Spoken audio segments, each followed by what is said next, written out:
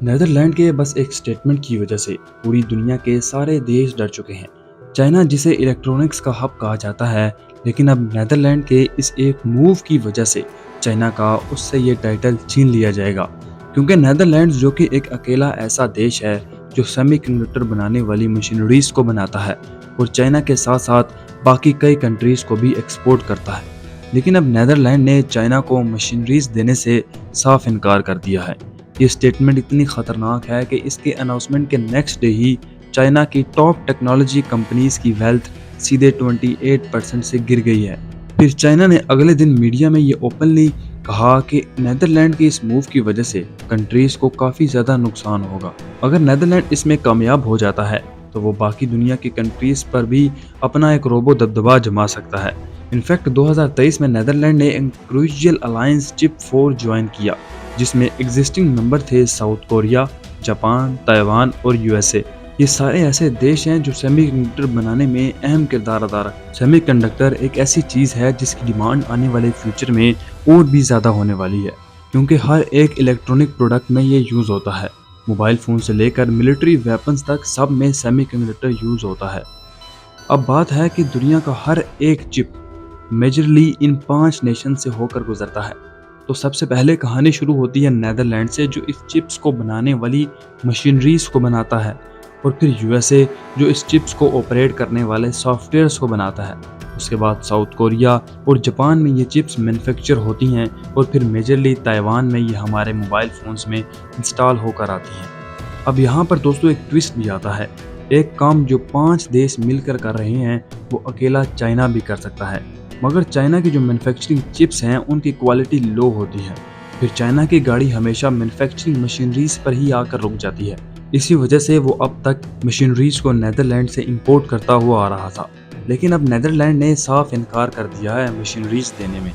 अब यहाँ नीदरलैंड्स का पूरी दुनिया पर एक इन्फ्लुएंस बन चुका है, क्योंकि चिप्स बनाने वाली मशीनरीज सिर्फ नीदरलैंड ही बनाता है।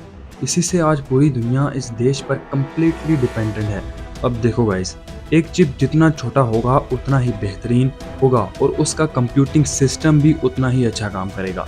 अब चिप का साइज और छोटा करने के लिए उसके अंदर के ट्रांजिस्टर्स को छोटा करना बहुत ही ज़रूरी है, लेकिन 1950 में ट्रांजिस्टर को छोटा करना ऑलमोस्ट इम्पॉसिबल था, और इसीलिए यूएस डिपार्टमेंट ऑफ एनर्जी ने इसे और छोटा बनाने के लिए इस पर रिसर्च शुरू कर दी, जिसका सलूशन इन्हें 40 सालों के बाद 1990 में मिला, जहां इन्होंने एक नई टेक्नोलॉजी को दरियाफ्त किया जो कि EUV है। अब ये टेक्नोलॉजी काफ़ी यूज़फुल तो थी, लेकिन इसे ऑपरेट करने में यूएस को काफ़ी महंगा पड़ रहा था। इसी वजह से इसने अपनी लेबर कॉस्ट को बचाने के लिए अपनी बाकी कंट्रीज़ यानी एलाइज में बांटना शुरू कर दिया, और इसी का फ़ायदा उठाया नीदरलैंड ने।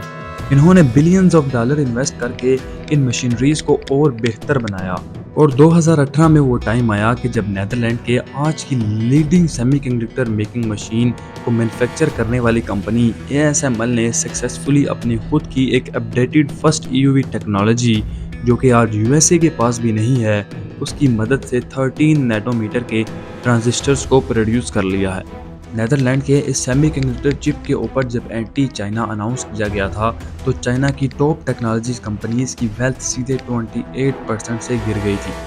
चाइना हर साल 300 बिलियन डॉलर की मैन्युफैक्चरिंग मशीन खरीदता है, जो आज की तारीख में वो बनाने वाले सारे इलेक्ट्रॉनिक्स थिंग्स में यूज़ करता है। चाइना का ये 2050 तक का गोल है कि वो अपने सेल्फ रिलायंस और मिलिट्री मॉडर्नाइजेशन पर फोकस करता रहेगा, पर इस गोल को पूरा करने के लिए उन्हें सेमीकंडक्टर चिप्स की ज़रूरत हमेशा से रही है।